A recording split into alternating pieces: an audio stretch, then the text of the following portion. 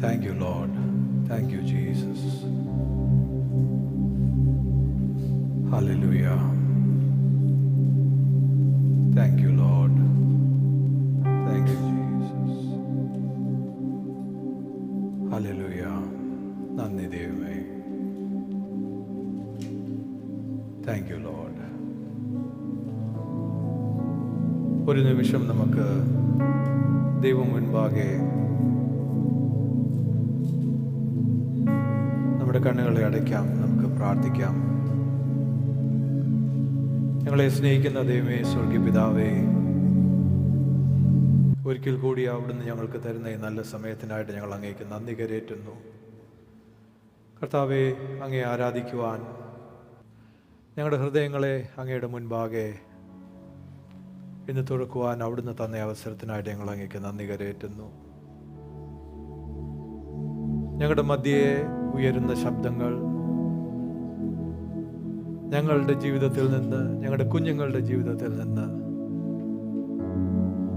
കർത്താവെ അങ്ങയെ ആരാധിക്കുമ്പോൾ അത് ഞങ്ങൾക്ക് സന്തോഷം നൽകുന്നു. ഞങ്ങളുടെ ഭവനത്തിൽ അവിടുന്ന് നിന്ന് ഇത് ഇടയാക്കിയല്ലോ. ഞങ്ങളുടെ കുഞ്ഞുങ്ങൾ അങ്ങയെ ആരാധിക്കുവാൻ, ഞങ്ങളെ അതിൽ നയിക്കുവാൻ അവിടുന്ന് ഇടയാക്കിയല്ലോ. അതിൽ ഞങ്ങൾ സന്തോഷിക്കുന്നു ദൈവമേ. അതിനായിട്ട് ഞങ്ങൾ അങ്ങേക്ക് നന്ദി കരേറ്റുന്നു. അപ്പോൾ ഞങ്ങൾ ഒരു കാര്യം മനസ്സിലാക്കുന്നു, ഞങ്ങളുടെ സന്തോഷത്തിനേക്കാൾ ഉപരി ഞങ്ങൾ ആഗ്രഹിക്കേണ്ടത് അങ്ങയുടെ സംതൃപ്തിയാണ്, അങ്ങയുടെ സന്തോഷമാണ് ദൈവമേ. ഞങ്ങളുടെ ആരാധനയിൽ അങ്ങ് സംതൃപ്തനാകണമെന്ന് ഞങ്ങൾ അറിയുന്നു. ഇന്നത് നടന്നിരിക്കുന്നു എന്ന് ഞങ്ങൾ വിശ്വസിക്കുന്നു. ഞങ്ങളുടെ കുഞ്ഞുങ്ങളുടെ ആരാധന, ഞങ്ങളുടെ ആരാധന അങ്ങയുടെ സന്നിധിയിൽ ഒരു സൗരഭ്യവാസനയായി, അങ്ങയ്ക്ക് പ്രീതിയുള്ളതായി കർത്താവേ ഇന്നങ്ങ് സ്വീകരിച്ചിരിക്കുന്നു ഞങ്ങൾ വിശ്വസിക്കുന്നു. ഞങ്ങളെ ഓരോരുത്തരെയും അവിടുന്ന് ശോധന ചെയ്യുന്നതിനായിട്ട് സ്തോത്രം. വചന ശുശ്രൂഷയിലേക്ക് പ്രവേശിക്കുമ്പോൾ അവിടുന്ന് തന്നെ അങ്ങയുടെ ആത്മാവിൽ കൂടി ഞങ്ങളോട് സംസാരിക്കണമേ എന്ന് പ്രാർത്ഥിക്കുന്നു. ഓരോരുത്തരും അങ്ങിൽ നിന്ന് കർത്താവേ അങ്ങയുടെ ശബ്ദം കേട്ട് ഞങ്ങളുടെ ജീവിതത്തിൽ ആവശ്യമായിട്ടുള്ളത് ഇന്ന് അങ്ങിൽ നിന്ന് പ്രാപിച്ചു പോകുവാൻ അവിടുന്ന് ഇടയാക്കണമേ എന്ന് പ്രാർത്ഥിക്കുന്നു. യേശുവിൻ്റെ നാമത്തിൽ അപേക്ഷിക്കുന്നു, കൃപയുണ്ടായി കേൾക്കണമേ. ആമേൻ, ആമേൻ, ആമേൻ. Praise God. ദൈവത്തിന് സ്തോത്രം. ഒരിക്കൽ കൂടി ഇന്നത്തെ ചർച്ച് സർവീസിലേക്ക് എല്ലാവർക്കും ഫാമിലീസായിട്ട് എല്ലായിടത്തു നിന്നും വരുവാൻ ദൈവം ഇടയാക്കിയതിനായിട്ട് ദൈവത്തിന് നന്ദി കരേറ്റുന്നു. വളരെ സന്തോഷിക്കുന്നു. It is such a joy to see this church filled with all the children, all the families, എല്ലാവരും. ദൈവത്തിന് സ്തോത്രം. ഇന്ന് നമ്മുടെ അല്പസമയത്തെ ധ്യാനത്തിനായിട്ട് യോഹന്നാൻ്റെ സുവിശേഷം 2-ാം അധ്യായത്തിലേക്ക് നമുക്ക് തിരിക്കാം. യോഹന്നാൻ്റെ സുവിശേഷം 2-ാം അധ്യായം.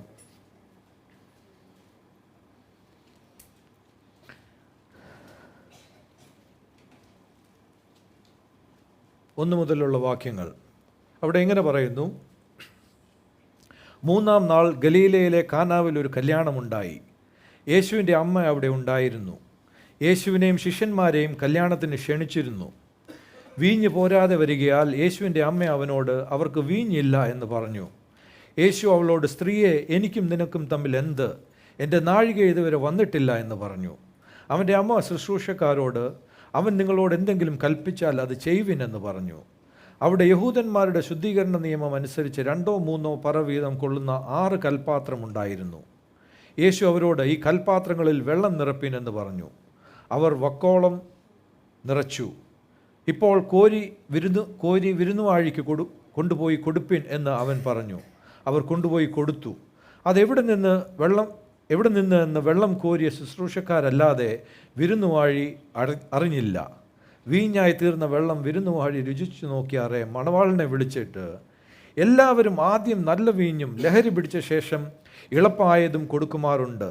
നീ നല്ല വീഞ്ഞ് ഇതുവരെയും സൂക്ഷിച്ചു വെച്ചുവല്ലോ എന്ന് അവനോട് പറഞ്ഞു. ഹല്ലേലൂയ. ദൈവത്തിന് സ്തോത്രം. ഇവിടെ നമ്മൾ വായിക്കുന്നത് 10-ാം വാക്യം. ആ വിരുന്നുവാഴി പറയുന്നത് ഇങ്ങനെയാണ് മണവാളനോട്: എല്ലാവരും ആദ്യം നല്ല വീഞ്ഞും ലഹരി പിടിച്ച ശേഷം ഇളപ്പമായതും കൊടുക്കുമാറുണ്ട്. നീ നല്ല വീഞ്ഞ് ഇതുവരെയും സൂക്ഷിച്ചു വെച്ചുവല്ലോ എന്ന് അവനോട് പറഞ്ഞു. ഈ വാക്ക് നമ്മൾ കേൾക്കുന്നത് എവിടെ വെച്ചാണ്? കാനാവിലെ ഒരു കല്യാണത്തിലാണ്. ആ കല്യാണത്തിൽ എന്ത് സംഭവിച്ചു? വീഞ്ഞ് കഴിഞ്ഞുപോയി, തീർന്നുപോയി. അവിടെ യേശു ഒരു അത്ഭുതം ചെയ്തു, വെള്ളത്തെ വീഞ്ഞാക്കി.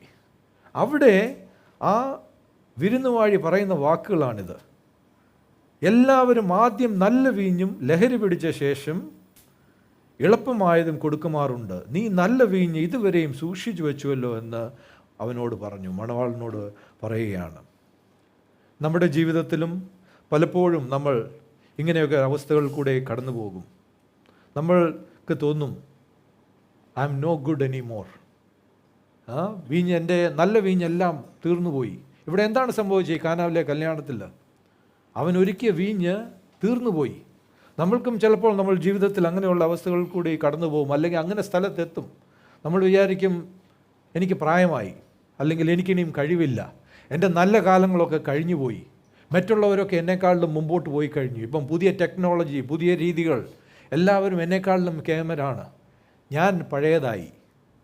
അങ്ങനെ തോന്നാറുണ്ടോ? ആരെങ്കിലും ഉണ്ടോ അങ്ങനെ തോന്നാത്തവർ? എല്ലാവർക്കും ജീവിതത്തിൽ എപ്പോഴെങ്കിലും ഒരു സമയത്ത് നമ്മൾ അങ്ങനെയൊക്കെ ചിന്തിക്കാറുണ്ട്. ഐ എം ഔട്ട്ഡേറ്റഡ്, അല്ലെങ്കിൽ I'm not good any more, others are better than me. ചിലപ്പോൾ കുഞ്ഞുങ്ങളുടെ പഠിത്തത്തിലായിരിക്കാം, നമ്മളുടെ ജോലിയിലായിരിക്കാം, നമ്മളുടെ വ്യക്തി ജീവിതങ്ങളിലായിരിക്കാം. നമ്മളൊക്കെയും പലപ്പോഴും അങ്ങനെ ചിന്തിക്കാറുണ്ട്. എൻ്റെ ഏറ്റവും നല്ലത് തീർന്നുപോയി ഒരവസ്ഥയിലാണ് ഞാൻ. ഇവിടെയും അങ്ങനെയാണ് സംഭവിച്ചത്. എന്നാൽ എന്താണ് ഇവിടെ നാം കാണുന്നത്? യേശുവിനെ നമ്മൾ ആ ഒരു അവസ്ഥയിലേക്ക് കൊണ്ടുവന്നാൽ യേശു ക്രിസ്തു നമ്മളുടെ ജീവിതത്തെ മാറ്റും. And he will make it the best life it can be. Hallelujah.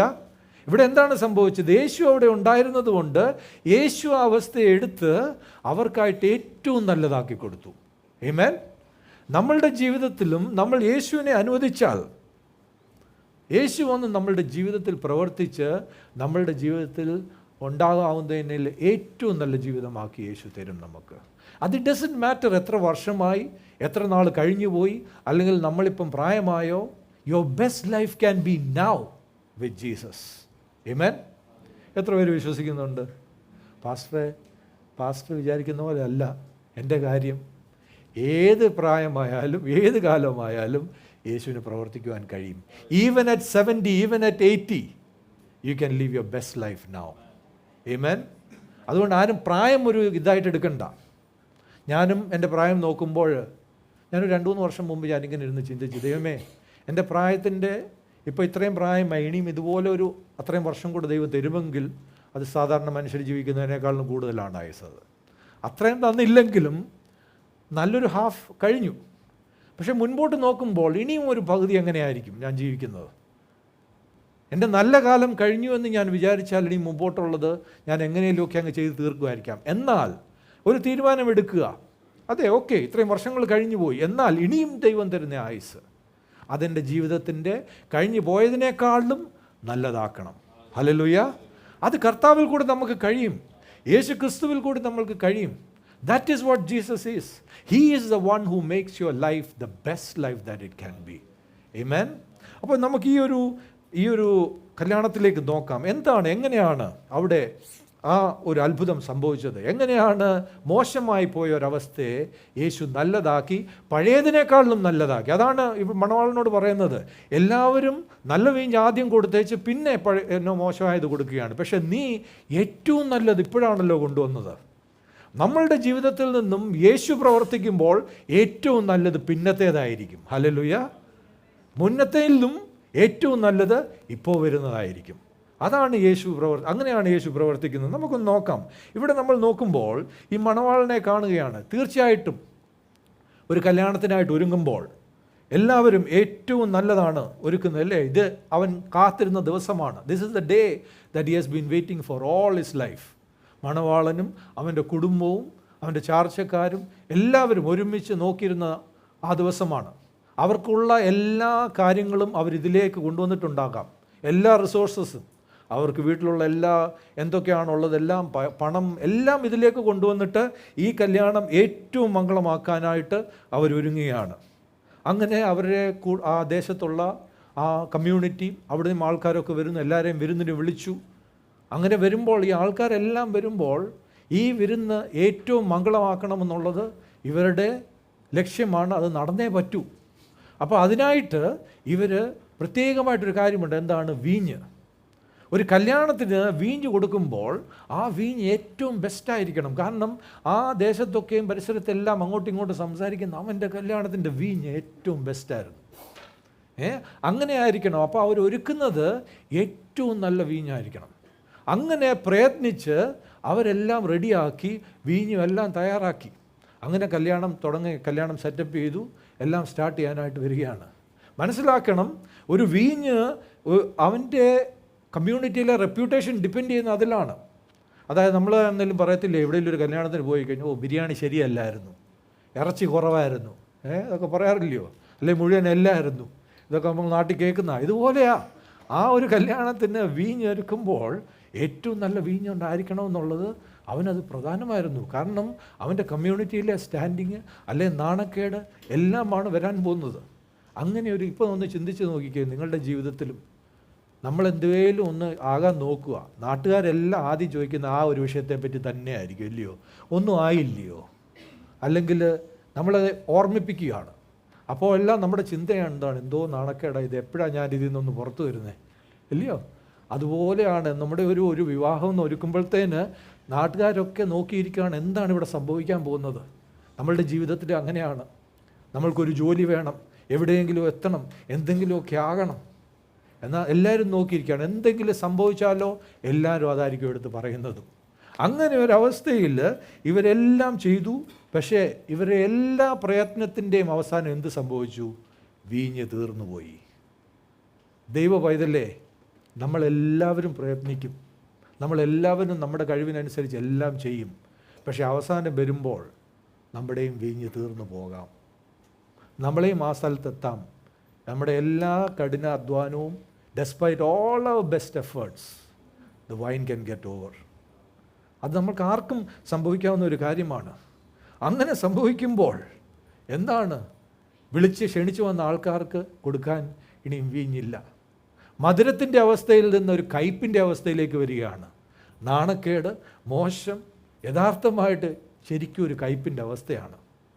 മധുരമായിരുന്നത് ഇപ്പോൾ കയ്പായി മാറുകയാണ്. അതുകൂടാതെ നാണക്കേട്. അങ്ങനെ ഒരവസ്ഥയിലാണ് അവൻ വന്ന് നിൽക്കുന്നത്. പക്ഷേ ഒന്ന് ചിന്തിച്ച് നോക്കിയാൽ ഈ ഒരവസ്ഥയിൽ ദൈവവചനം നമ്മളോട് പറയുന്നുണ്ട്. സെഫന്യ 3:19 സെഫന്യ 3:19 ദൈവം ഇങ്ങനെ പറയുന്നു: നിന്നെ ക്ലേശിപ്പിക്കുന്ന ഏവരോടും ഞാൻ ആ കാലത്ത് ഇടപെടും. മുടന്തി നടക്കുന്നതിനെ ഞാൻ രക്ഷിക്കുകയും ചിതറിപ്പോയതിനെ ശേഖരിക്കുകയും സർവ്വഭൂമിയിലും ലജ്ജ നേരിട്ടവരെ പ്രശംസയും കീർത്തിയുമാക്കി തീർക്കുകയും ചെയ്യുന്നുവെന്ന് ദൈവം പറയുന്നു. എന്താണ് ദൈവം പറയുന്നത്? നിൻ്റെ ലജ്ജയെ ഞാൻ അകറ്റും. നിൻ്റെ ജീവിതത്തിൽ ഇന്ന് നീ അനുഭവിക്കുന്ന ഈ ലജ്ജയെ ഞാൻ അകറ്റും. ദൈവം പറയുകയാണ്, ലജ്ജ നേരിട്ടവരെ പ്രശംസയും കീർത്തിയുമാക്കി തീർക്കുകയും ചെയ്യുമെന്ന് ദൈവം പറയുന്നു. Hallelujah. I will appoint them for praise and fame in every land where they were put to shame. എന്താണ് ദൈവം പറയുന്നത്? ലജ്ജ നേരിട്ടവരെ പ്രശംസയും കീർത്തിയുമാക്കി തീർക്കുകയും ചെയ്യുമെന്ന് ദൈവം പറയുന്നു. ലജ്ജ നേരിട്ടവരെ, നിങ്ങൾ ലജ്ജ നേരിട്ടവരായിരിക്കാം. നിങ്ങൾ ദൈവത്തിന് പ്രശംസയും കീർത്തിയും കൊടുക്കുന്ന ഒരു വ്യക്തിയായിത്തീരും. അതായത് നിങ്ങളുടെ ജീവിതം, your life will become a prize. Hallelujah, hallelujah. Your life will become a prize എന്ന് പറഞ്ഞാൽ എന്താണ്? The Bible says, let your light shine before men that they may see you. See the good works of God in you and give glory to him. ദൈവം നമ്മളിൽ ചെയ്യുന്ന പ്രവൃത്തി, നമ്മൾ എവിടെ ലജ്ജയുടെ അവസ്ഥയിലാണോ അതേ സ്ഥലത്ത് ദൈവം നമ്മളൊരു പ്രവൃത്തി ചെയ്യുമ്പോൾ നമ്മളെ കാണുന്നവർ ദൈവത്തിന് മഹത്വം കൊടുക്കും. ഹല്ലേലൂയ. അതാണ് ദൈവ മക്കളുടെ ജീവിതം കൊണ്ടുള്ള ഉദ്ദേശം ദൈവത്തിന്. നിങ്ങൾ ഇന്നൊരു ലജ്ജയുടെ അവസ്ഥയിൽ കൂടി കടന്നു പോവുകയാണോ? എന്നാൽ നിരാശരാകരുത്.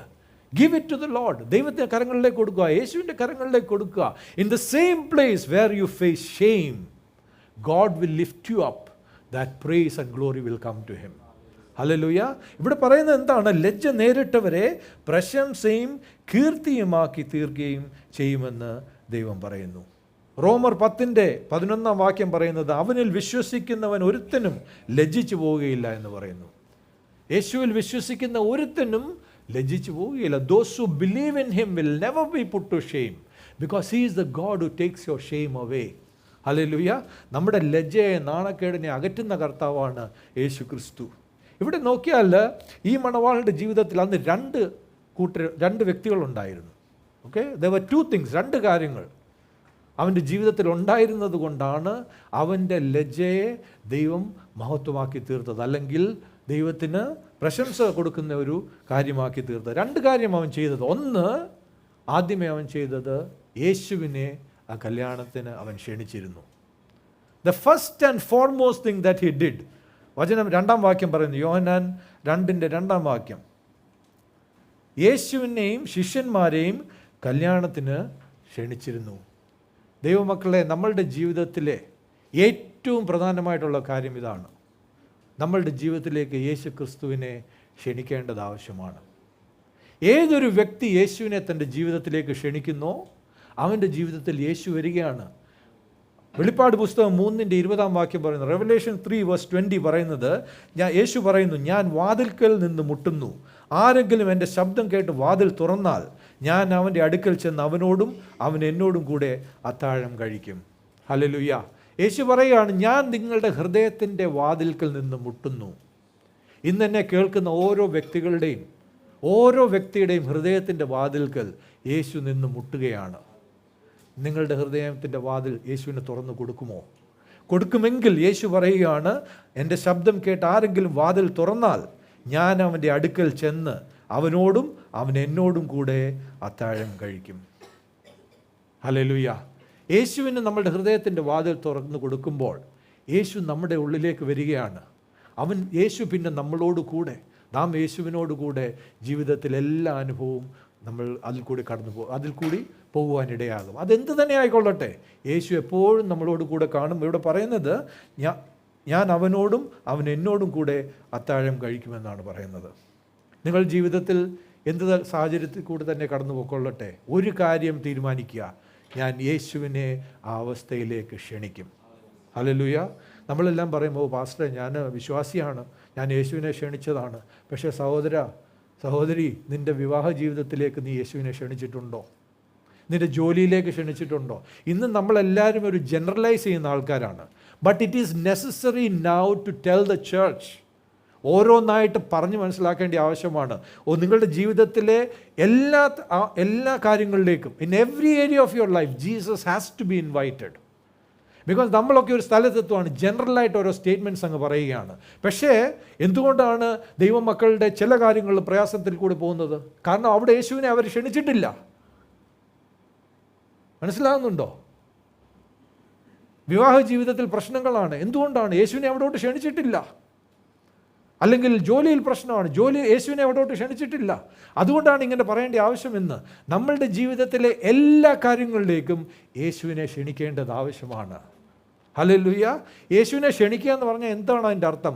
ആ വിഷയത്തെ യേശുവിന് പൂർണ്ണമായിട്ട് സമർപ്പിക്കണം. അപ്പോഴാണ് യേശു അവിടെ യേശു പിന്നെ വന്നിട്ട് യേശു ഏറ്റെടുക്കുകയാണ് ആ വിഷയം. Wherever Jesus is invited, he takes over. Hallelujah. യേശുവിനെ നമ്മൾ ക്ഷണിക്കുന്നില്ലെങ്കിൽ യഥാർത്ഥമായിട്ട് നമ്മൾ യേശുവിനെ അനുവദിക്കാതിരിക്കുകയാണ് അവിടെ പ്രവർത്തിക്കുവാൻ. When Jesus comes on the scene, he takes over. യേശുവിനെ ക്ഷണിച്ച് യേശു അവിടെ ഉണ്ടെങ്കിൽ നമ്മൾ എന്ത് തന്നെ കാര്യങ്ങൾ കൂടെ കടന്നു പോയാലും യേശു ആ വിഷയം ഏറ്റെടുക്കുകയാണ്. അതുകൊണ്ടാണ് യേശു പറഞ്ഞത് മത്തായി 11:28 അധ്വാനിച്ചും ഭാരം ചുമന്നും നടക്കുന്നവരെ എൻ്റെ അടുത്തേക്ക് വരുവീൻ. നിങ്ങൾ ഇന്ന് അധ്വാനിക്കുകയാണോ? ഭാരം ചുമന്ന് നടക്കുകയാണോ? എനിക്കിത് കഴിയുന്നില്ല കർത്താവേ, എനിക്കിനി മുൻപോട്ട് ഈ ഭാരം കൊണ്ട് നടക്കുവാൻ കഴിയുന്നില്ല എന്ന് പറയുന്ന വ്യക്തിയാണെങ്കിൽ ഇന്ന് നിങ്ങൾക്ക് ഒരു കാര്യം മാത്രം ചെയ്യുക, യേശുവിനെ ആ അവസ്ഥയിലേക്ക് ക്ഷണിക്കുക. യേശുവിനോട് പറയുക, കർത്താവേ എനിക്കിനി ഇത് പറ്റുന്നില്ല, അതുകൊണ്ട് അങ്ങ് വന്നാട്ടെ, അങ്ങ് ഇത് ഏറ്റെടുത്താട്ടെ. ഹല്ലേലൂയ. യേശു വളരെ വ്യക്തമായിട്ട് പറയുകയാണ്, അധ്വാനിച്ചും ഭാരം ചുമന്ന് നടക്കുന്നവരെ എൻ്റെ അടുത്തേക്ക് വരുവീൻ. നിങ്ങളുടെ ഭാരം എൻ്റെ കയ്യിലോട്ട് തന്നേക്കുക. ഞാൻ ഏറ്റെടുത്തുകൊള്ളാം. എന്തു പറയുന്നത്? ഞാൻ നിങ്ങളെ ആശ്വസിപ്പിക്കും. അങ്ങനെ വരുന്നവരെ യേശു ആശ്വസിപ്പിക്കും. It's only the person who comes to Jesus that can truly experience the peace and the rest that he gives. നമ്മൾ യഥാർത്ഥമായിട്ട് യേശുവിനെ ക്ഷണിക്കുമ്പോൾ മാത്രമേ യേശു തരുന്ന ആ ഒരു ആശ്വാസം, ആ ഒരു സമാധാനം നമുക്ക് അനുഭവിക്കുവാൻ കഴിയുകയുള്ളൂ. അതുകൊണ്ട് ഈ മണവാളുടെ ജീവിതത്തിൽ അത്ഭുതം സംഭവിക്കുവാൻ അവൻ ആദ്യമേ ചെയ്തത് എന്താണ്? യേശുവിനെ അവൻ്റെ ജീവിതത്തിലേക്ക്, ആ വിവാഹത്തിലേക്ക് അവൻ ക്ഷണിച്ചു. മനസ്സിലാക്കുക, പന്തലെല്ലാം കെട്ടി, വീഞ്ഞെല്ലാം ഉണ്ട്, കാര്യങ്ങളെല്ലാം റെഡിയാണ്, യേശുവിനെ ക്ഷണിച്ചിട്ടുണ്ട്. യേശു അവിടെ ഇരിക്കുമ്പോഴാണ് ഈ വീഞ്ഞ് തീർന്നു പോകുന്നത്. അപ്പോൾ മനസ്സിലാക്കുക, യേശുവിനെ ക്ഷണിച്ചിട്ടുണ്ട്. യേശു ഉള്ളപ്പോൾ പ്രയാസങ്ങൾ വരാം. പക്ഷേ യേശു ഉണ്ടെങ്കിൽ, യേശുവിലേക്ക് തിരിയുമ്പോൾ യേശുവിൽ നിന്ന് നമുക്ക് സഹായം ലഭിക്കും. ഹല്ലേലൂയ, ഹല്ലേലൂയ. കൂരിരുൾ താഴ്വരയിൽ കൂടി നടന്നു പോകും. പക്ഷേ ദൈവം പറയുന്നത്, നീ അപ്പോൾ ഏകനായിരിക്കില്ല, ഞാൻ നിന്നോട് കൂടെ ഉണ്ടായിരിക്കും. Even though I walk through the valley of the shadow of death, I will fear no evil. Why? Because you are with me in the valley. നമ്മുടെ ജീവിതത്തിലെ എല്ലാ താഴ്വരയിലും നമ്മളോട് കൂടെ നടക്കുന്നവനാണ് നമ്മളുടെ ദൈവം. നമ്മുടെ കരം പിടിക്കുന്നവനാണ് നമ്മുടെ ഇടയനായ യേശു. ഹല്ലേലൂയ. കൈവിടുമോ? ഇല്ല.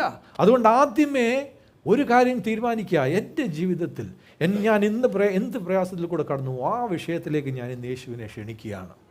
Don't do it without him. You cannot do. നമുക്ക് പറ്റത്തില്ല. യേശുവിനെ ക്ഷണിച്ചേ പറ്റുള്ളൂ. ഒരു വിശ്വാസിക്ക് വേറൊരു മാർഗവുമില്ല. വിശ്വാസി അല്ലെങ്കിലും നിങ്ങൾ യേശുവിനെ ക്ഷണിക്കാം. നിങ്ങൾ വിശ്വാസിയാകും, യേശു നിങ്ങളുടെ ജീവിതത്തിൽ പ്രവർത്തിക്കുകയും ചെയ്യും. ഹല്ലേലൂയ. രണ്ടാമതായിട്ട് ആ ഒരു അത്ഭുതം നടക്കുവാൻ അവിടെ ഇടയായത് ആരെ കൊണ്ടാണെന്നറിയാമോ? അവിടെ ഉണ്ടായിരുന്ന ശുശ്രൂഷക്കാർ, the servants at the wedding. ഇവരെ ഈ വിവാഹത്തിന് ഇവിടെ പറയുകയാണ്, യേശു ഈ ശുശ്രൂഷക്കാരോടാണ് സംസാരിക്കുന്നത്. ഇവരെ ദൈവം അന്ന് ആ അത്ഭുതം ചെയ്യുവാൻ വേണ്ടി ദൈവം ഒരുക്കിയ വ്യക്തികളായിരുന്നു. മനസ്സിലാക്കുക, ഈ കല്യാണം എല്ലാം സെറ്റപ്പ് ചെയ്യുമ്പോൾ, എല്ലാ കാര്യങ്ങളും ഓർഗനൈസ് ചെയ്യുമ്പോൾ ഈ ശുശ്രൂഷക്കാരെ അവിടെ ഈ മണവാളൻ വിളിച്ച്, അല്ലെ മണവാളൻ്റെ ആൾക്കാരൊക്കെ വിളിച്ച് നിർത്തിയിരിക്കുകയാണ് ഒരു കാര്യങ്ങൾ ചെയ്യുവാൻ വേണ്ടി. പക്ഷേ ദൈവം ഉദ്ദേശിച്ചത് അവരിൽ കൂടി അന്നൊരു പ്രവൃത്തി ചെയ്യുവാനാണ്. നിങ്ങൾ പല ദേശത്തു നിന്നും നമ്മൾ വന്നവരാണ്. നമ്മളെ ദൈവം ഒരു സഭയാക്കിയിരിക്കുകയാണ്. ദൈവത്തിന് ഈ സഭയിൽ കൂടി നമ്മളുടെ ജീവിതത്തിൽ പ്രവർത്തിക്കുവാൻ ഒരു ഉദ്ദേശമുണ്ട്. അത് നമ്മൾ ഓരോരുത്തരും മനസ്സിലാക്കണം. നമ്മളെ ഏത് സഭയുടെ ഭാഗമാക്കിയിരിക്കുന്നോ ദൈവം, ആ സഭയിൽ നിന്നുകൊണ്ട് നമ്മളുടെ ജീവിതത്തിൽ ദൈവത്തിന് ഒരു പ്രവൃത്തി ചെയ്യുവാൻ ഉദ്ദേശമുണ്ട്. ആ ദിവസം, ആ കല്യാണത്തിൽ, ആ ശുശ്രൂഷകരിൽ കൂടി കർത്താവിന് ഒരു ഉദ്ദേശമുണ്ടായിരുന്നു. അവർക്ക് ഒരേ ഒരു ചുമതലയുള്ളായിരുന്ന ശുശ്രൂഷക്കാർക്ക് അന്ന്. ആ ചുമതല എന്താണെന്നറിയാമോ? മറിയ പറഞ്ഞ വാക്കാണ്, എന്തുവെങ്കിലും അവൻ പറഞ്ഞാൽ അതുപോലെ ചെയ്യുക. ഹല്ലേലൂയ. ശുശ്രൂഷക്കാർക്ക്, അതായത് പാസ്റ്റർമാർക്ക് ഒരേ ഒരു ജോലിയേ ഉള്ളൂ. എന്തെങ്കിലും കർത്താവ് നിങ്ങളുടെ ജീവിതത്തിൽ ചെയ്യാൻ പറഞ്ഞാൽ അതങ്ങ് ചെയ്തോളുക. അതല്ലാതെ ഒന്നും ചെയ്യുകയും വേണ്ട. മനസ്സിലായോ? ദൈവം എന്തിനാണ് നമുക്കൊരു സഭയെ തരുന്നത്? എന്തിനാണ് ഒരു ശുശ്രൂഷകനെ തരുന്നത്? കർത്താവ് എന്തു പറയുന്നോ അത് ചെയ്യുക, അത് മാത്രം ചെയ്യുക. അതല്ലാതെ വേറൊന്നും ആരും ചിന്തിക്കുകയും വേണ്ട, ആരും ചെയ്യുകയും വേണ്ട. അപ്പം ശുശ്രൂഷക്കാരെ ദൈവം അവിടെ ആക്കിയിരിക്കുകയാണ്. അപ്പം നമ്മളുടെ ജീവിതത്തിൽ ദൈവത്തിന് ഉദ്ദേശിക്കുന്ന ആ പ്രവൃത്തി നടക്കണമെങ്കിൽ എന്ത് ചെയ്യണം? നമ്മൾ ആ ശുശ്രൂഷക്കാരോട് കൂടെ സഹകരിക്കണം, പ്രവർത്തിക്കണം. ഒരു ചർച്ചിൽ ഒരു പാസ്റ്ററിനെ ആക്കിയിട്ടുണ്ടെങ്കിൽ he has only one assignment, do whatever he tells you to do. ആമേൻ. അത് നടക്കണമെങ്കിൽ സഭയിലുള്ളവരും പാസ്റ്ററിനോട് കൂടെ സഹകരിക്കണം, ഒരുമിച്ച് പ്രവർത്തിക്കണം. പ്രയാസങ്ങളുണ്ടെങ്കിൽ പറയുക, പ്രാർത്ഥന വേണമെങ്കിൽ പറയുക, പ്രാർത്ഥിക്കുക. ഇതൊക്കെയാണ് ദൈവം നമ്മളിൽ കൂടി ഉദ്ദേശിക്കുന്നത്. അതുകൊണ്ട് മനസ്സിലാക്കുക, what is the purpose of A church. എന്തിനാണ്? ഞാൻ പറയട്ടെ, അനേക സഭകളുണ്ട് അല്ലേ? ഇവിടെ ആണെങ്കിൽ തന്നെ എത്രയോ മീറ്റിങ്ങുകൾ നടക്കുന്നുണ്ട്. ആരെങ്കിലും അവിടെ പിടിച്ച് അവിടുന്ന് പിടിച്ച് ഇവിടെ കൊണ്ടുവരണം, അല്ലെങ്കിൽ ഇവിടുന്ന് വേറെ എവിടെയെങ്കിലും കൊണ്ടുപോകണം. ഇതൊന്നും ഒരാവശ്യവുമില്ല. ഓരോരുത്തർക്കും ദൈവം നിശ്ചയിച്ചാക്കിയിരിക്കുന്ന ഒരു സ്ഥലമുണ്ട്. Where your water will be turn to wine. Hallelujah. കർത്താവ് ഉദ്ദേശിച്ചിരിക്കുന്ന ഒരു സ്ഥലമുണ്ട്, അവിടെ ആയിരിക്കുക. അവിടെ ദൈവം ഉദ്ദേശിക്കുന്ന ശുശ്രൂഷകനുണ്ട്, അവനോട് കൂടെ പ്രവർത്തിക്കുക. അതാണ് യഥാർത്ഥമായിട്ടൊരു ചർച്ച് എന്ന് പറയുന്നത്. അന്ന് അവിടെ ദൈവം ഒന്ന് യേശുവിനെ അവർ ക്ഷണിച്ചു, രണ്ടാമതായിട്ട് ഈ ശുശ്രൂഷക്കാരെ കർത്താവ് അവിടെ ആക്കിയിരുന്നു. അന്ന് വരെയും ആർക്കും മനസ്സിലായില്ല എന്താണ് ദൈവത്തിൻ്റെ ഉദ്ദേശമെന്ന്. എന്നാൽ ഓരോ ശുശ്രൂഷകരിൽ കൂടിയും ദൈവത്തിൻ്റെ ഉദ്ദേശം. യെശയ്യാവ് 52:7 പറയുന്നത്, സമാധാനത്തെ ഘോഷിച്ച് നന്മയെ സുവിശേഷിക്കുകയും രക്ഷയെ പ്രസിദ്ധമാക്കുകയും സിയോനോട് നിന്റെ ദൈവം വാഴുന്നു എന്ന് പറയുകയും ചെയ്യുന്ന സുവാർത്ത ദൂതൻ്റെ കാൽ പർവ്വതങ്ങളിന്മേൽ എത്ര മനോഹരം. ഈ സുവാർത്ത കൊണ്ടുവരുന്നവരുടെ ഉദ്ദേശം എന്തുവാണ്? ദൈവത്തിന് അവരിൽ കൂടി ഒരു ഉദ്ദേശം. അവർ നിങ്ങളോട് പറയും, സമാധാനത്തെ ഘോഷിക്കും, നന്മയെ സുവിശേഷിക്കും, രക്ഷയെ പ്രസിദ്ധമാക്കും, നിന്റെ ദൈവം വാഴുന്നു എന്ന് പറയുകയും ചെയ്യും. Every true servant of God will have this one message. എന്താണ്? സമാധാനത്തെ ഘോഷിക്കും, നന്മയെ സുവിശേഷിക്കും, രക്ഷയെ പ്രസിദ്ധമാക്കും, നിന്റെ ദൈവം വാഴുന്നു എന്ന് നിന്നോട് പറയും. Hallelujah, hallelujah. Every servant of God will always remind us, your God reigns. നിങ്ങളുടെ ദൈവം, നമ്മളുടെ ദൈവം വാഴുന്ന ദൈവമാണ്, നമ്മൾക്കായിട്ട് പ്രവർത്തിക്കുവാൻ കഴിയുന്ന ദൈവമാണ്. ആ ഒരു വിശ്വാസത്തിൽ നമ്മളെ ബലപ്പെടുത്തും. ഇവിടെ മനസ്സിലാക്കുക, വീഞ്ഞ് തീർന്നു പോവുകയാണ്. അത് കുടങ്ങളിലായിരിക്കാം വീഞ്ഞിൻ്റെ കുടങ്ങളിലായിരിക്കാം വെച്ചിരുന്നത്. വീഞ്ഞ് തീർന്നു പോകുമ്പോൾ യേശു ഉപയോഗിച്ച കുടങ്ങൾ എന്താണ്? വെള്ളത്തിനുള്ള കുടങ്ങളാണ്. ഇവിടെ 6-ാം വാക്യത്തിൽ പറയുന്നു, അവിടെ യഹൂദന്മാരുടെ ശുദ്ധീകരണ നിയമം അനുസരിച്ച് 2-3 പറ വീതം കൊള്ളുന്ന 6 കൽപാത്രം ഉണ്ടായിരുന്നു. എന്താണ്? യഹൂദന്മാരുടെ ശുദ്ധീകരണ നിയമം അനുസരിച്ച്, അതായത് ശുദ്ധീകരണത്തിനായിട്ട് ഉപയോഗിക്കുന്ന വെള്ളം ഒഴിച്ചു വെച്ചിരിക്കുന്ന പാത്രങ്ങളായിരുന്നു. അവിടെ മനസ്സിലാക്കുക, എവിടെയാണ്? ആ പാത്രങ്ങളിലായിരുന്നോ വീഞ്ഞുണ്ടായിരുന്നത്? തീർച്ചയായിട്ടും വീഞ്ഞിന് വേറെ പാത്രം ഉണ്ടായിരുന്നല്ലേ?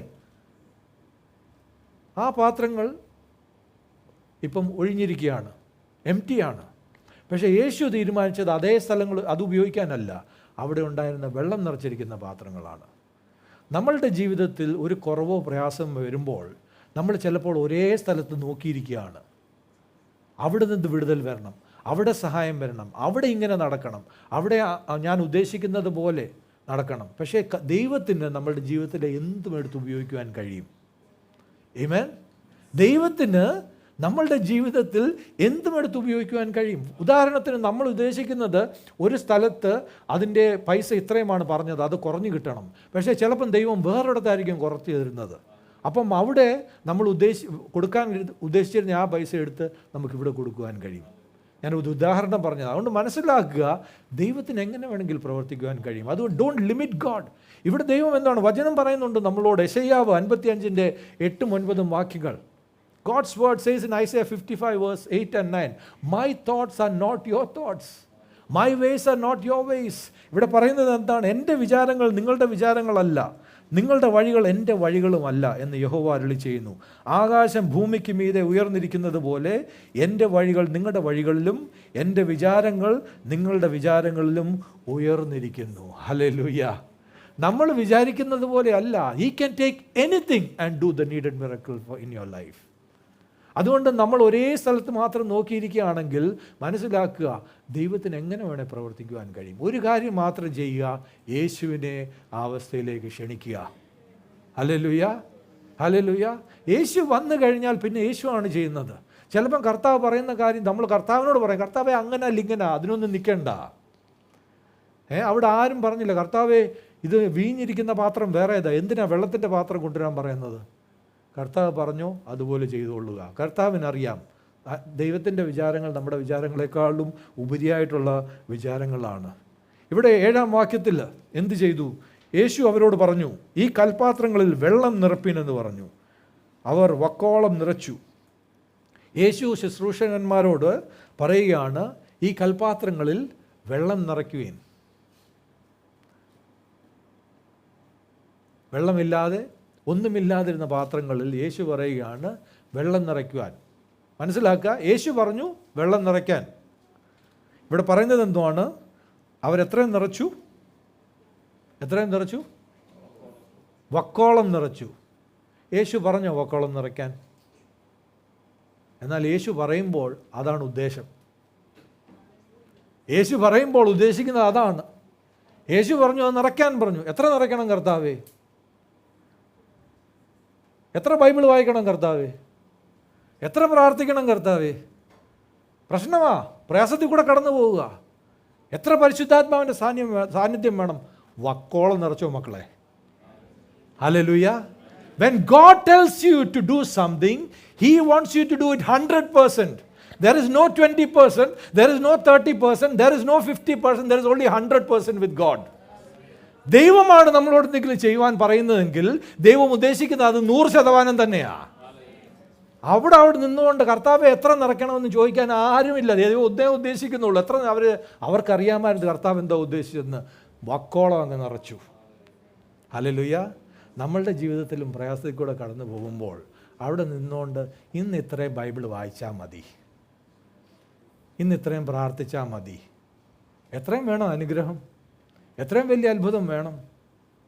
അപ്പം നമ്മളോട് തന്നെ ഒന്ന് ചോദിക്കുക, what is Jesus telling us today? Fill it. How much, Lord? To the brim. വക്കോളം നിറയ്ക്കുക. വക്കോളമല്ലാതെ ദൈവത്തിനായിട്ട് നമ്മളുടെ ജീവിതത്തിൽ ഒന്നും ചെയ്യരുത്. കർത്താവ് നമ്മുടെ ജീവിതത്തിൽ ആഗ്രഹിക്കുന്നതെങ്കിൽ അത് വക്കോളമാണ്. കാരണം എന്താണെന്നറിയാമോ? He will give you to the overflowing. Hallelujah. എൻ്റെ പാനപാത്രമോ കവിഞ്ഞൊഴുകുന്നെന്നാണ് പറയുന്നത്, അല്ലേ?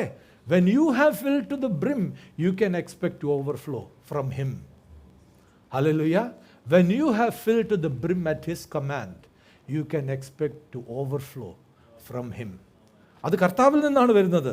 അവർ നിറച്ചു, അവർ നിറയ്ക്കാൻ പറഞ്ഞു, കർത്താവ് നിറയ്ക്കാൻ പറഞ്ഞു, അവർ വക്കോളം നിറച്ചു. യോഹന്നാൻ്റെ സുവിശേഷം 3-ാം അധ്യായം 30-ാം വാക്യത്തിൽ പറയുന്നത് എന്താണ്?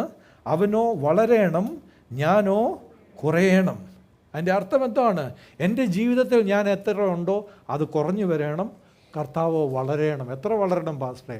വക്കോളം വളരണം. അതായത് ഈ ഒരു കണ്ടെയ്നറായ ഞാൻ എത്രയും ഉണ്ടോ, ഇവിടെ വരെ ഇരിക്കുകയാണിപ്പോൾ, അതൊന്ന് കുറയണം. എന്നിട്ട് കർത്താവ് അങ്ങ് വളരണം. എത്രയും വരെയാ? വക്കോളം വളരണം. ഹല്ലേലൂയ. അങ്ങനെ ആകുമ്പോൾ യഥാർത്ഥമായിട്ട് ഇനി ഞാൻ അവിടെ ഇല്ല. ദൈവത്തിൻ്റെ പ്രവൃത്തി, കൂടുതൽ വേദപുസ്തക വായന, പ്രാർത്ഥന, പരിശുദ്ധാത്മാവിൻ്റെ സാന്നിധ്യം, അതാണ് ദൈവം യഥാർത്ഥമായിട്ട് നമ്മളിൽ ആഗ്രഹിക്കുന്നത്. എഫേസ്യർ 3:20 വാക്യം പറയുന്നു, Ephesians 3:20,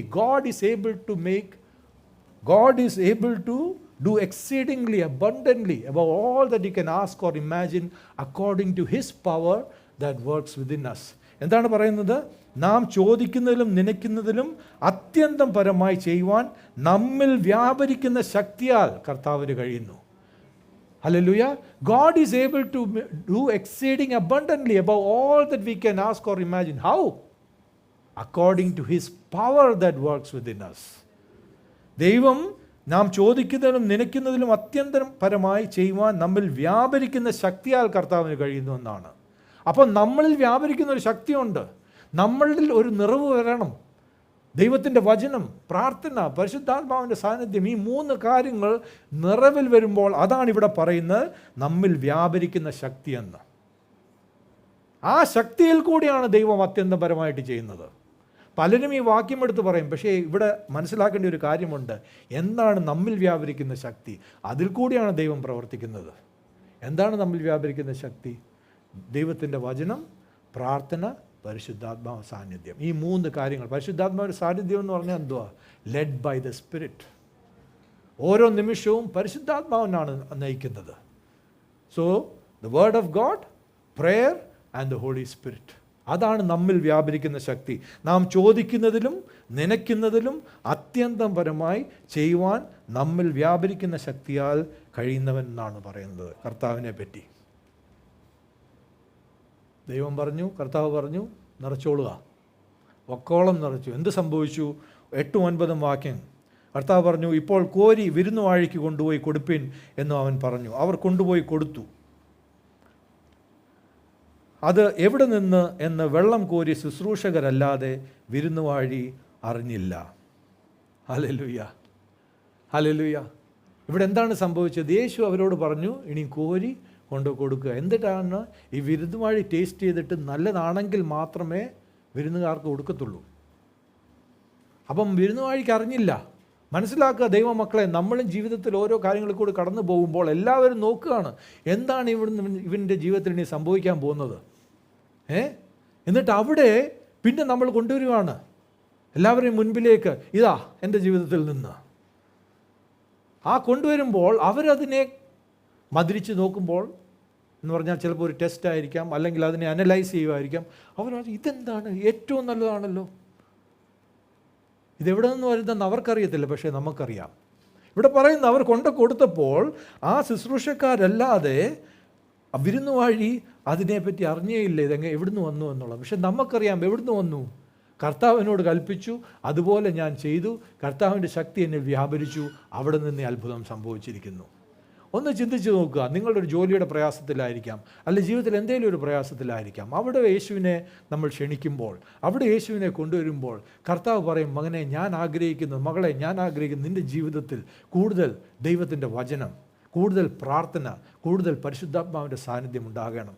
അതുണ്ടാകുമ്പോൾ നമ്മുടെ ജീവിതത്തിൽ ഏറ്റവും നല്ലതായിട്ടുള്ളത് പുറത്തു വരും. അപ്പം നേരത്തെ നമ്മളെ കണ്ടവർ അതേ അവസ്ഥയിൽ നമ്മളെ പുതിയ രീതിയിൽ കാണുമ്പോൾ അവർക്ക് മനസ്സിലാകത്തില്ല ഇത് എവിടെ നിന്നാണ് വന്നതെന്ന്. പക്ഷെ നമ്മൾക്കറിയാം, അല്ലേ, എന്നിൽ വ്യാപരിക്കുന്ന ശക്തി ദൈവത്തിൽ നിന്നുള്ളതാണ്. ഇവിടെ പറയുന്നു, അതെവിടെ നിന്ന് വെള്ളം കോരിയ ശുശ്രൂഷക്കാരല്ലാതെ വിരുന്നുവാഴി അറിഞ്ഞില്ല. അന്ന് അവിടെ എന്ത് സംഭവിച്ചു? അവരുടെ കുറവ് പരിഹരിക്കപ്പെട്ടു, അവരുടെ ആവശ്യം സാധിച്ചു. വചനം എന്താണ് പറയുന്നത്? സങ്കീർത്തനം 23:1 യഹോവ എൻ്റെ ഇടയനാകുന്നു, എനിക്ക് മുട്ടുണ്ടാകുകയില്ല. യഥാർത്ഥമായിട്ട് യേശു അന്ന് അവർക്ക് അന്ന് യേശുവിനെ അവരുടെ ഇടയനായിട്ട് അനുഭവിക്കുവാൻ കഴിഞ്ഞു. അവർക്ക് മുട്ടുണ്ടാകുകയില്ല. കാരണം ആ മുട്ടിനെ കർത്താവ് മാറ്റിത്തരും. He will remove every lack from your life if you allow him to become your shepherd.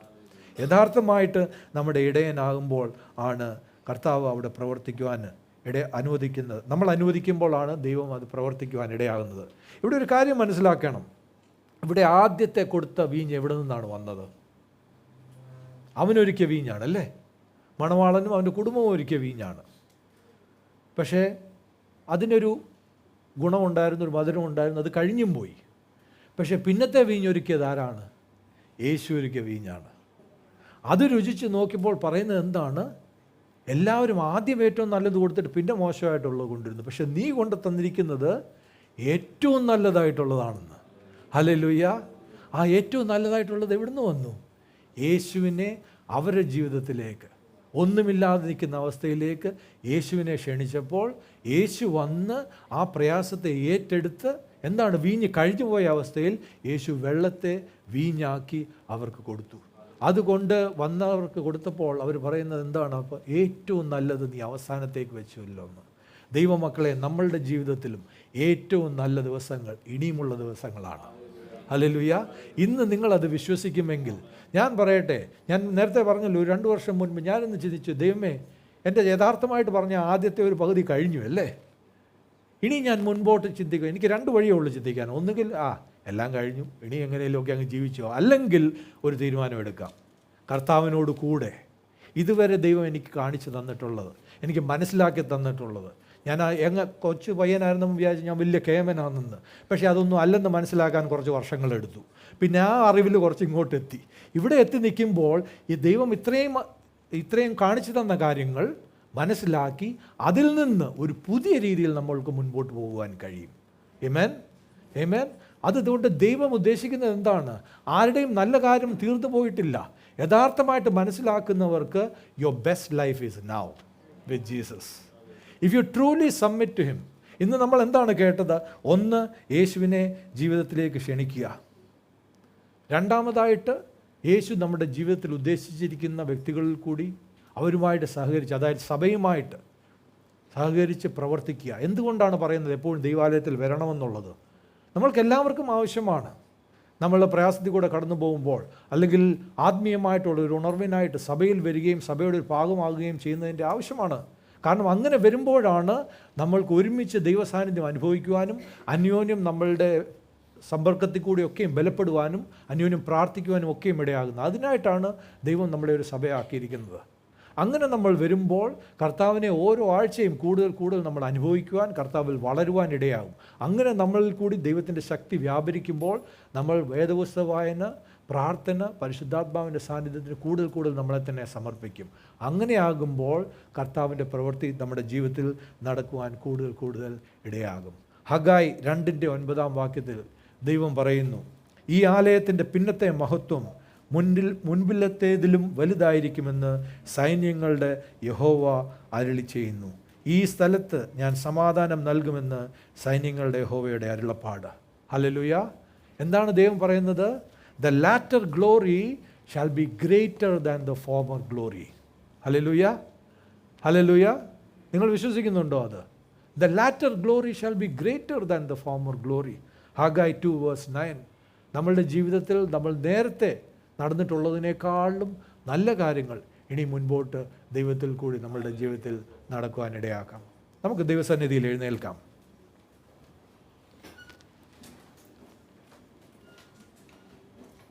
Thank you Lord.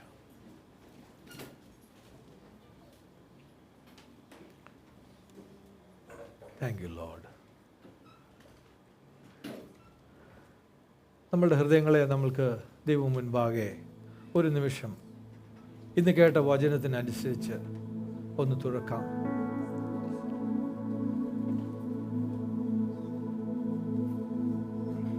നിങ്ങൾ എൻ്റെ ശബ്ദം കേൾക്കുമ്പോൾ, ഇന്ന് ഈ വചനം കേട്ടപ്പോൾ നിങ്ങൾ യഥാർത്ഥമായിട്ട് നിങ്ങളുടെ ജീവിതത്തിൽ എന്താണ് സംഭവിച്ചിരിക്കുന്നത്? നിങ്ങൾ ഇന്ന് ദൈവത്തിൻ്റെ ആലയത്തിലേക്ക് വന്നു. ദൈവം നിങ്ങളോട് ഇന്ന് ഈ വചനത്തിൽ കൂടി സംസാരിച്ചിരിക്കുന്നു. ഇത് കേൾക്കുമ്പോൾ രണ്ടിലൊരു കാര്യം നടക്കാം. ഒന്നുകിൽ നിങ്ങൾ പറയാം, ഇതിലൊന്നും വലിയ കാര്യമൊന്നുമില്ല, അങ്ങനെയെങ്കിൽ എനിക്കൊന്നും പറയാനില്ല. എന്നാൽ ഇന്ന് ഈ വചനം കേട്ടിട്ട് നിങ്ങൾ വിശ്വസിക്കുന്നുവെങ്കിൽ യേശുവിനെ എൻ്റെ ജീവിതത്തിലേക്ക് എല്ലാ ഏരിയാസിലേക്കും ക്ഷണിക്കണമെന്ന് നിങ്ങൾ മനസ്സിലാക്കി കർത്താവിനോട്, എൻ്റെ ദൈവമേ, എൻ്റെ ജീവിതത്തിൽ ചില വശങ്ങളിലേക്ക് ഞാൻ അങ്ങയ്ക്ക് ഒരു സ്ഥലം തന്നില്ല. ചില കാര്യങ്ങളിൽ ദൈവമേ, അത് നിങ്ങളുടെ സ്വഭാവമാകാം, നിങ്ങളുടെ വ്യക്തി ജീവിതമാകാം, പ്രാർത്ഥനയാകാം, കല്യാണമാകാം, വിവാഹ ജീവിതമാകാം, കുഞ്ഞുങ്ങളുടെ പഠിത്തമാകാം, നിങ്ങളുടെ ജോലിയാകാം, ബിസിനസ്സാകാം. ഏതൊരു വിഷയത്തിലേക്കും നിങ്ങൾ കർത്താവിനെ ക്ഷണിച്ചില്ല എങ്കിൽ ഇന്ന് ദൈവവചനത്തിൽ കൂടി ദൈവത്തിൻ്റെ ആത്മാവ് നിങ്ങളോട് സംസാരിച്ചിരിക്കുകയാണ്. കർത്താവ് നിങ്ങളുടെ ഹൃദയത്തിൻ്റെ വാതിൽക്കൽ നിന്ന് മുട്ടുന്നു.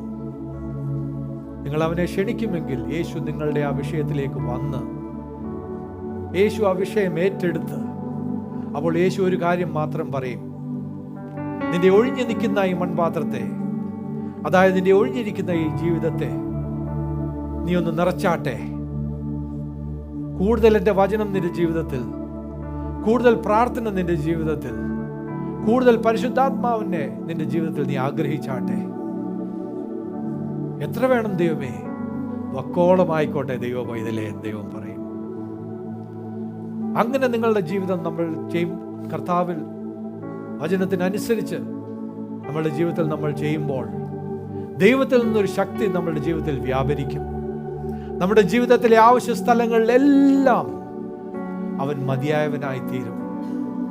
നിങ്ങൾ ഇന്ന് വരെ എവിടെ നിങ്ങൾ പ്രയാസപ്പെട്ടിരുന്നോ അതേ സ്ഥലങ്ങളിൽ ദൈവത്തിൽ നിന്ന് അത്ഭുതകരമായിട്ടുള്ള ഒരു വിടുതൽ നിങ്ങൾക്ക് ലഭിക്കും.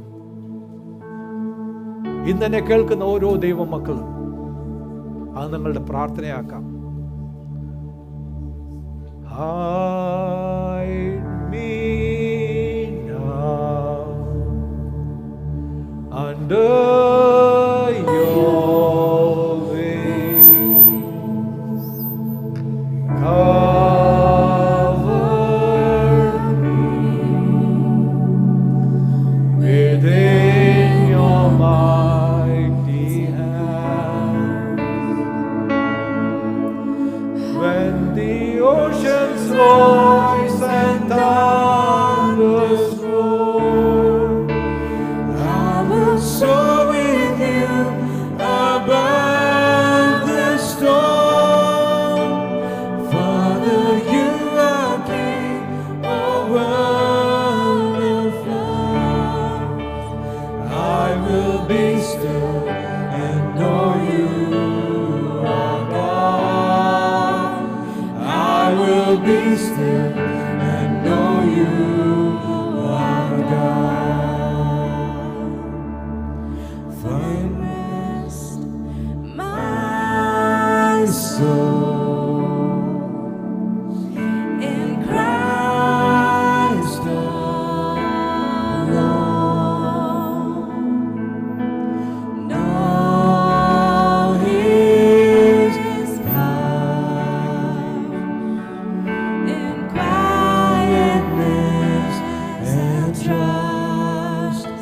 When the ocean rise and thunders roar, I will soar with you above the storm.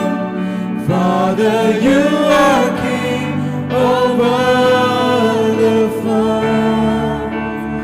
I will be still and know you are God. I will be still and know you are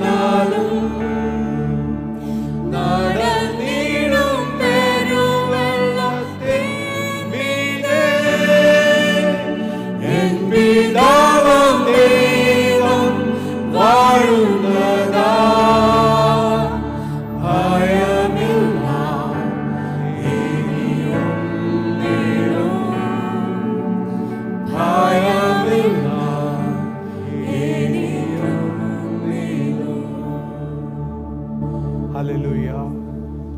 ഞങ്ങളെ സ്നേഹിക്കുന്ന ദൈവമേ, സ്വർഗീയ പിതാവേ, ഞങ്ങൾക്ക് ഇന്ന് അങ്ങയുടെ സന്നിധിയിൽ തന്നിരിക്കുന്ന ഈ നല്ല സമയത്തിനായിട്ട് സ്തോത്രം.